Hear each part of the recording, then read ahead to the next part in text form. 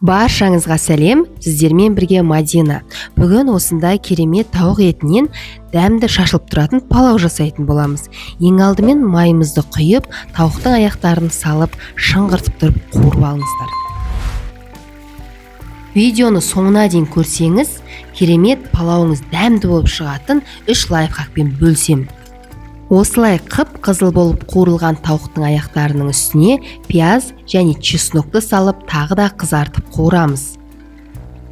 Жақсылап қуырылып болғаннан кейін үстіне майдалап туралған сәбіздерімізді салып, тағы да қуырамыз. Дәміне қарай тұз салып, араластырып, бетін жауып кішкене қуырылып алу керек. Осылай сәбіздері кішкене өлу керек. Сосын үстіне осында үлкен кесемен 2 кесе су құямыз. Артық су құймаңыздар. Сосын осындай палауға арналған мен приправадан кішкене қостым, жарты шай қасықтай. Бетін жауып, жарты сағат жақсылап қайнатамыз. Ол қайнайым дегенше, су құйған кесеңізбен қанша су құйдыңыз, сонша күріш салып, жақсылап жуып, крахмалдарын кетіріп, осылай суға салып 15 минутта жібітіп қоясыз. Мінекей жарты сағатта өтті, дайын болды. Еттерін осылай теріп алсаңыз да болады. Мен осылай теріп алып, үстіне күрішімді салып шықтым.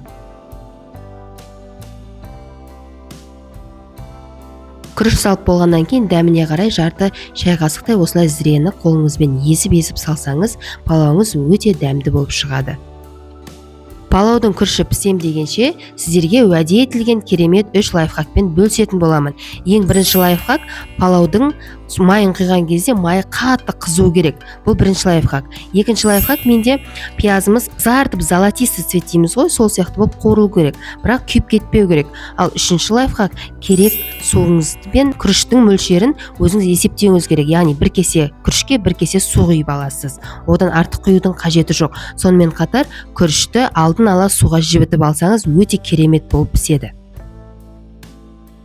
Мінекей менің күріштен жасалған керемет палауым өте әдемі, дәмді болып шықты. Дәміне енді сөз жоқ. Осылай барлығын жинап, керекті етін, үстіне мен пияз қостым, барлығын сәндеп дастарханға ұсынамыз. Менің каналыма тіркеліңіз және отбасыңызға менімен бірге дәмді ас пен қуаныш сыйлаңыз. Сіздермен бірге болған Мадина.